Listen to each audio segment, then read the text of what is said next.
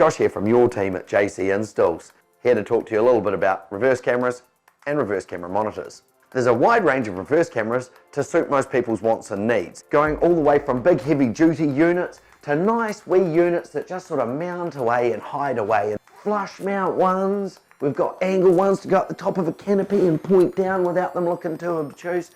They also come in different angles. We find the really high angle 170-degree cameras don't give you the best idea of your distance levels, so we'll generally go to a 150-degree camera. So now we're going to have a chat about the screens. So the screen part of the reverse camera is really important because that's the bit that you see.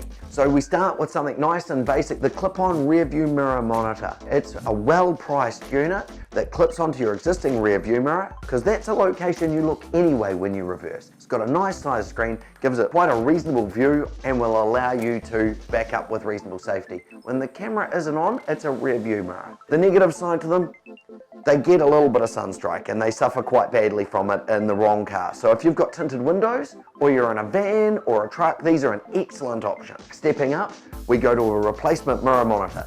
These are excellent. Superior screen quality, nice tidy unit, they look really clean, suffer a lot less from sunstrike. They generally fit to most cars in such a way that you wouldn't even think it's been changed. You do spend a little bit more, but it's worth it. Stepping from there, we go to a single DIN stereo with screen. We've just received these. These are really cool. So we can fit your reverse camera up to that. You've got an old school car and you can only fit a single DIN stereo in and you really don't want to go for any of this stuff. You're going to change the stereo anyway. Hey, this one here, plug the reverse camera in, it's even got a camera button on it. So if you've got someone tailgating you, you can hit that camera button and just see what's happening. It's definitely an option that's worth thinking about, and it's a surprisingly large size screen. Stepping from there up again, we move to a replacement double DIN stereo. So if you're wanting a new stereo, you're wanting the Bluetooth, the Android Auto or Apple CarPlay, you're wanting all the bells and whistles, USB input, you've got steering wheel controls that you want to run, something like this here, we can also do your reverse camera through. It's got a large screen, it's got the best quality screen of all the screens that we've just looked at. Very high fidelity,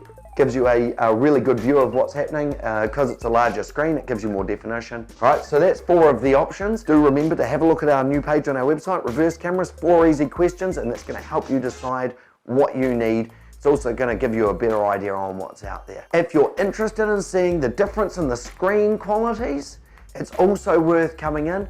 But the best thing to do is, if you're interested in a reverse camera, have a conversation with us, because we can then help work through what's going to be the best, most affordable way to do it for you.